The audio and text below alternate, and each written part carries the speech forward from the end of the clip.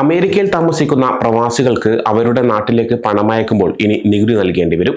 2026 ജനുവരി 1 മുതൽ ഈ പുതിയ ഇമിഗ്രന്റ് ടാക്സ് പ്രാബല്യത്തിൽ വന്നു.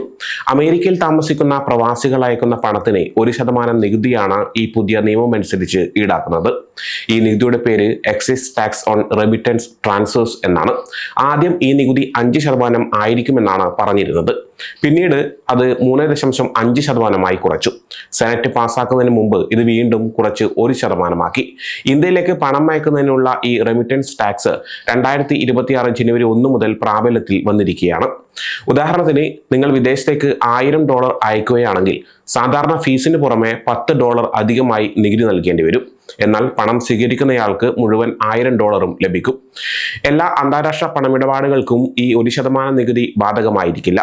നിങ്ങളൊരു ഗ്രീൻ കാർഡ് ഉടമയാണെങ്കിലും, F1 വിസയിൽ പഠിക്കുന്ന വിദ്യാർത്ഥിയാണെങ്കിലും, അല്ലെങ്കിൽ മറ്റേതെങ്കിലും തരത്തിലുള്ള പ്രവാസിയാണെങ്കിലും ഈ നികുതി ഒഴിവാക്കാൻ വഴികളുണ്ട്. പണമയക്കാൻ ക്യാഷ്, മണി ഓർഡറുകൾ, ക്യാഷർ ചെക്കുകൾ എന്നിവ ഉപയോഗിക്കാതിരിക്കാൻ ശ്രദ്ധിക്കുക. ഈ രീതികളിൽ പണം അയക്കുമ്പോൾ മാത്രമാണ് ഇപ്പോൾ 1% നികുതി ബാധകമാകുന്നത്. കൂടാതെ അംഗീകൃത റെമിറ്റൻസ് ട്രാൻസ്ഫർ പ്രൊവൈഡർമാർ വഴിയാണ് പണം അയക്കുന്നതെന്ന് ഉറപ്പുവരുത്തുക.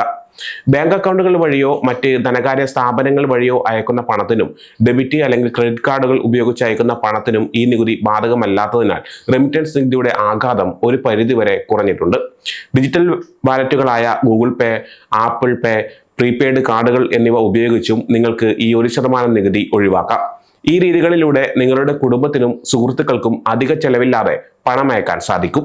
അമേരിക്കയിൽ താമസിക്കുന്ന വിദേശികൾ, അതായത് NRIകൾ, ഗ്രീൻ കാർഡ് ഉടമകൾ, വിദേശ വിദ്യാർത്ഥികൾ, മറ്റ് പ്രവാസികൾ എന്നിവർ അമേരിക്കയിൽ നിന്ന് വിദേശത്തേക്ക് അയക്കുന്ന പണത്തിന് മേലുള്ള ഒരു എക്സൈസ് ടാക്സ് ആണ് ഈ US റെമിറ്റൻസ് ടാക്സ്. 2026 ജനുവരി 1 മുതൽ NRIകൾ, H1B വിസയിലുള്ളവർ, മറ്റ് വിദേശ തൊഴിലാളികൾ, ഇന്ത്യൻ വിദ്യാർത്ഥികൾ എന്നിവർക്ക് ഈ റെമിറ്റൻസ് ടാക്സ് വലിയ തോതിൽ ബാധിക്കും. എന്നാൽ അവർ നാട്ടിലേക്ക് പണം അയക്കാൻ നികുതിയില്ലാത്ത മാർഗങ്ങൾ ഉപയോഗിക്കുകയാണെങ്കിൽ ഈ പ്രശ്നം ഒഴിവാക്കാം. വർഷം തോറും ഏകദേശം $93 ബില്യൺ പണമിടപാടുകളാണ് അമേരിക്കയിൽ നിന്ന് വിദേശത്തേക്ക് നടക്കുന്നത്. ഇതിൽ നിന്നാണ് ഈ നികുതി പിരിക്കാൻ ഉദ്ദേശിക്കുന്നത്.